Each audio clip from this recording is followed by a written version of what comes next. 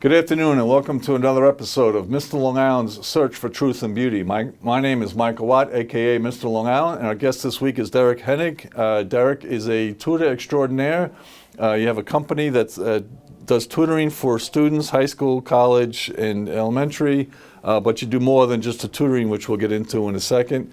But thank you for joining us, Derek. Thanks for having me. Happy to be here. And as we begin every week, we discuss your favorite place to go for pizza. And the reason for that is Long Island's a very diverse region, 126 different little communities. The one thing that every town and village on Long Island has in common is pizza. They have at least one pizza place, and every Long Islander will drive past a dozen pizza places to get to somewhere where they really like the pizza. And the criteria is if you had friends coming in from out of town and you wanted to really show off Long Island's pizza, where would you take them? Okay, well that last line, that makes it a little bit different. Okay. But you know, I drive around a lot, so I probably hit almost every pizza place in every town. Okay. So, I mean... Well, which one floats your boat the most? The one stands out, I guess, maybe from home, Cafe Europa, West Islip. Cafe Europa, where is that? On Union Boulevard in West Islip. Okay. Yeah. Good to know. And then I had another good one, a unique slice. It was like a sweet chili chicken slice. I don't know, it was really good. That was in Garden City in the Barnes & Noble shopping center. Now, I'm trying to picture Cafe Europa. I know Union Boulevard, I know West Islip pretty well. Yeah. Where, in relation to like the Stop and Shop? It's in that shopping center. Oh, really? Yeah. Excellent. Because, you know, I do a lot of cycling, and I tend to come home late Saturday afternoons from these long rides, and the pizza place is all firing up the grills and the ovens, and boy, it gets to me. You know, I can't wait to get home. So Cafe Europa, we'll add to that. It's on Union Boulevard in West Islip. Yeah. All right, now you have a tutoring company. You work with young people. Tell us a little bit about the tutoring company, and then we'll get into what makes it so different. Sure. I mean, we're a tutoring company like anybody else in terms of tutoring subjects and test prep and things like that, all ages from elementary school up to college level. And other than that, that's when we start to offer other things as well. But besides math and science and English and history, we do the arts as well. We tutor and offer classes in photography and art and music and things like that as well. All right, so a parent has a student, has a child who's struggling in a particular subject. Yes. They don't quite know where to turn, or they may have turned to somebody who knew somebody who knew somebody and it didn't work out. Right. You do some pre-screening, or why would somebody call you as opposed to go with somebody that a friend recommended? Right, well, what we do differently from most tutoring companies is we start every session off with setting goals with our students, because we believe that teaching them that skill, setting goals, setting a desired destination, and then reaching that desired destination is a really important life skill as well, which we like to infuse into, say, a math lesson. So one thing that we also incorporate in is, okay, yes, you need to know how to do the math and all that kind of stuff, but it's the problem solving and the critical thinking that's really important that we like to encourage in the students and teach them that as well. So it's more than just getting a good grade on the next test. Yeah, it's about getting a good grade for life. It's you know, you come to us and we're going to give your son, your daughter, the skills to succeed now and to succeed in the future, because it's not just about, like you said, getting the grade right now. It's about being able to be self-sufficient and the next year to not necessarily need us, but maybe to just want an extra assistance here and there. Now, to be clear, it's not just, you're not taking the place of the parent, because a lot of that is a parent's responsibility, but it's maybe to put the class that they're taking in the context of the greater scheme of things in life. Would that be accurate, or?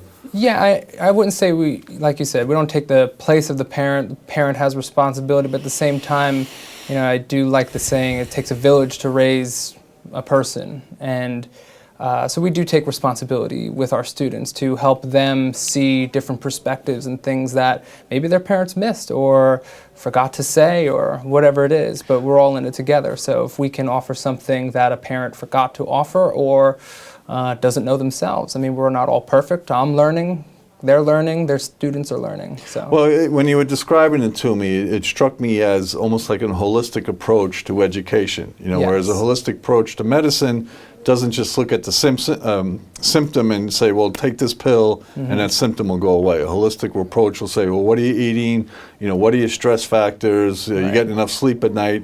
And you look at all these different things, so you put in the challenge in the proper context. So right, that makes sense. Yeah, so with this situation, you're looking at the chemistry or the algebra or the geometry, and you're saying, well, okay, we're going to help you with this, but we're also going to make you understand why it's so important to learn. Yeah, that's huge. I really encourage the questions from the students to question why they're covering a subject, why it's important. Sometimes they get afraid to ask that question in school, in class, why am I learning this topic? It's an important thing. And sometimes the answer is, or they'll ask, when am I going to use this? And sometimes the answer is never. Right. Unless you go down this path or this path. But I will offer them the use for it, why it might be useful to understand, say, geometry if you're not going to be an engineer or something like that. And it comes back to problem solving. Learning any kind of math, you're going to be a better problem solver. Well, really, almost any situation, I would think, you can show where you benefit you later on in life. My son is going to school, he wants to be a baseball player. Why go to class if you're going to be a baseball player? Well, the reality is just going to class in and of itself is part of the process. Is that what you talk about, learning the discipline, the work habits, and the work ethic? I mean, that's definitely part of it. Discipline is good, but at the same time, the difference between guidance and control is important to understand. When are we guiding our students through certain classes, and when are we forcing them through certain classes that perhaps are not necessary to their success in their future? So this would be almost the polar opposite of teaching to the test. Yes, absolutely, absolutely. Now, how long have you been doing the tutoring? I've been personally tutoring for 4 years. I guess I've been teaching my whole life in certain ways, running study groups with friends and things like that through high school, through college. So education's in your DNA. It's part of who you are. I didn't realize it until after college, actually. So walk me through then, okay, you're helping young people, you've seen a recurring problem, you've seen a recurring situation. Walk me through the transition from being just for lack of a better term, a straight-on tutor to bringing this holistic approach to education. Well, the one thing I really see in my students is no fire, no passion. I mean, when I am sitting there teaching them math, and for the most part, no kid wants to learn math. Right. Especially the ones that are coming for tutoring session because they're struggling with it, so they don't want to learn it. So I see that almost pain in their eyes when I was tutoring them. I mean, I make it fun, luckily. But there's another aspect to it, and that's getting them to realize what they want to do with their life. Because if they know where they're going, the math and the thing that they're struggling with is just a stepping stone to get to that end result, and then maybe they can get through it a little bit easier. And they see that, like you said, it's problem solving, so you may not need to know about the 2 trains leaving Chicago and how long does it take them to get to New Orleans, but the ability to figure that out will serve them well. Right, if it's taught from a problem solving perspective and not as a taking the test and passing the test kind of thing. And I'm intrigued by something you just said, because my sister was teaching chemistry at what's known as the Fame High School in Manhattan. Okay. So if you think it's hard to teach chemistry to kids who don't think they're going to be chemists, try to teach it to kids who think they're going to be rich and famous Broadway stars, because they really don't think they need to know. Yeah. And she kind of took that approach, Okay. How did you evolve, or how did you develop the curriculum, or the whatever it is that you share with these students? How did that come about? I think just through going through a little bit of trial and error and a little bit of my background. My background is in engineering, so I like to think I'm a trained problem solver. That's what I do. And so I had a problem in front of me. How do you teach somebody?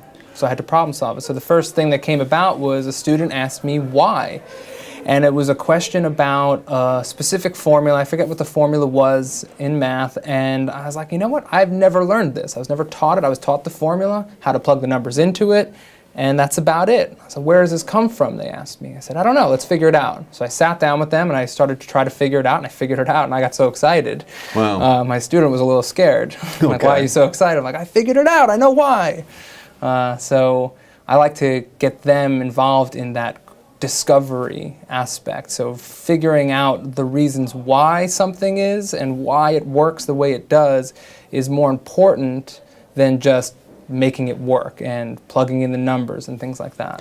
Now, how important is it, we all think about our role in the universe and in the afterlife and spirituality versus reality, things like that. Yeah. I mean, how much of that plays a factor in it, or does it? To be honest, I don't really bring it up too much. Here and there, I ask questions. That's Okay. really it. Or if they ask questions, I'll tell them what I believe in or what I think is going on. And sometimes I think it's a little bit of a scary thing to bring up. Right. Okay. Now, you talked about you've been teaching or tutoring for 4 years. Do you have other tutors that you work with, or? Yeah, I have 3 or 4 tutors right now that are working for me, Okay. as well as I still tutor.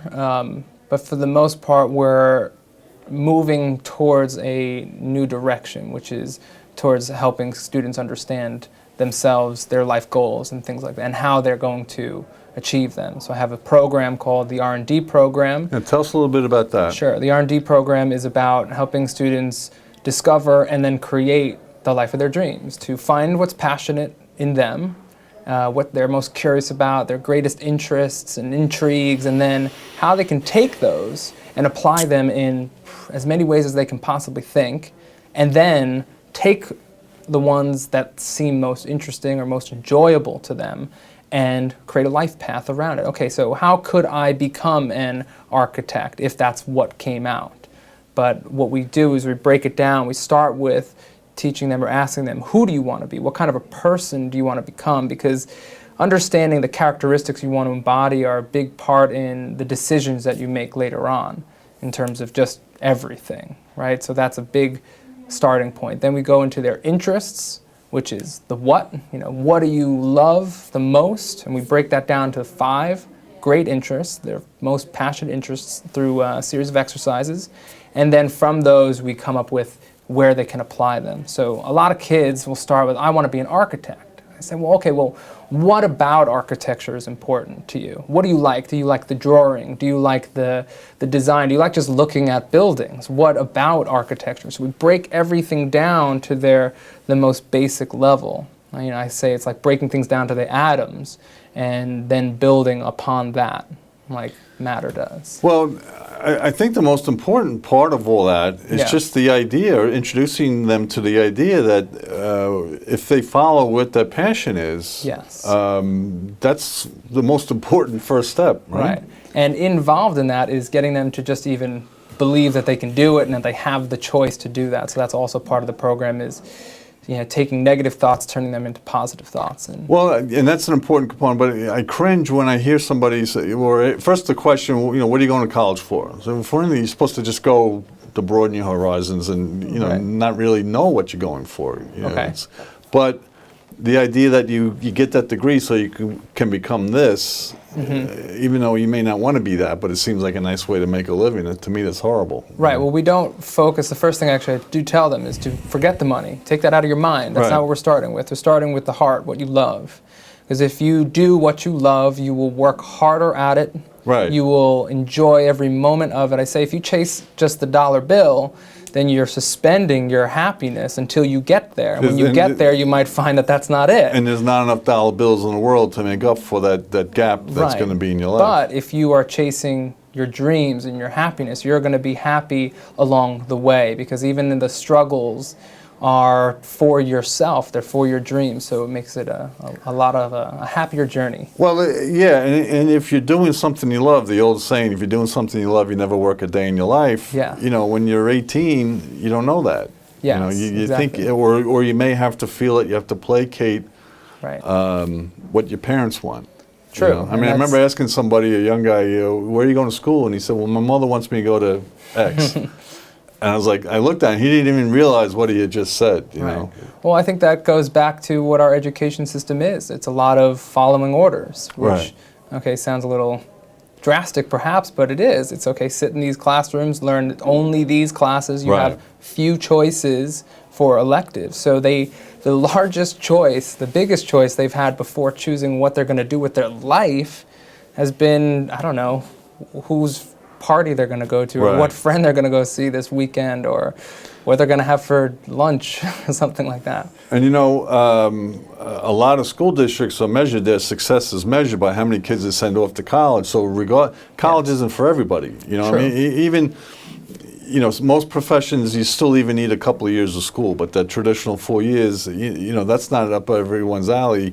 And that's a shame too. If a kid has a passion for auto mechanics, he should follow or she should follow auto mechanics. Yeah, totally agree. I mean, you look at Steve Jobs. I mean, I do bring him up a good amount. He's a fantastic example of someone who didn't go to college. Right. Who Mark Zuckerberg dropped out of college, didn't finish because he had a great idea. He followed his passion. Both of them, they followed their passions, and that is a lot bigger than just what you know from a textbook. Well, but they knew innately or intuitively to follow their passions. Not everybody even knows that that's an option, and I would imagine that's where you come in. Yes, exactly. It's a matter of changing their perspectives, or at least offering new perspectives, because I can't really change your perspective. I can only offer you different ways of looking at something, and then from there you have to decide, well, how does that sound? Do I like that? Does that sound better? Does that make me feel better, happier, stronger, or less happy?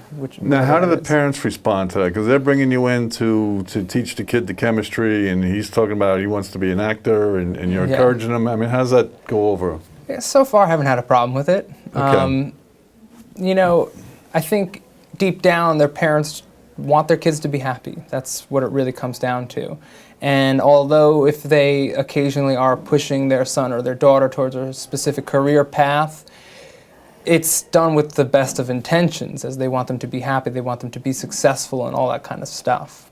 But, that's why I try to come in there and make sure they do understand that it is their life, it is their choice. They are the person that they have to live with forever. Right? But you're also showing them that, okay, so you want to be a theater major, you have to get through this chemistry class. And yes, it's a stepping stone. And when you get to Broadway, there's a million challenges you're going to have to figure out. And what you learn, the problem-solving skills that you develop in this chemistry class can be applied to your career in theater. Right, exactly. Yeah. And chemistry is a very interesting subject, depending on the teacher. I mean, I had a great chemistry teacher who really did some fantastic experiments, made you think, and so one thing is I'm just interested in everything. I love just learning new things from every different subject that there is, so I'm definitely able to translate that passion for the specific subject to the students. So as though they may not like math or they may not like that chemistry class, at least they can enjoy it and start to see perhaps, like you said, the search for truth and beauty, the beauty in specific subjects that they particularly don't enjoy. And the problem-solving skills last a lifetime. It's a tremendous lesson. Fantastic, yeah. Is there a website that people can go to get more information? Sure, my website's www.roamingscholars.com. roamingscholars.com. And you can learn about the R&D program there as well? Sure. There's what we offer. There's a tab for what we offer. Under there is regular services like tutoring, but then the R&D program. Terrific. Yes. Derek, this has been fascinating. Good luck with your endeavor there. I think it's really providing a tremendous service for the future of Long Island, because you're empowering these young people to really be the most they can be and be the person they want to be, which I think is just a tremendous asset. So thank you for joining us this afternoon. Thanks for having me. This has been another episode of Mr. Long Island's Search for Truth and Beauty. Thank you, Derek Henig, our guest from Roaming Scholars. My name is Michael Watt, a.k.a. Mr. Long Island, and I thank you for your time.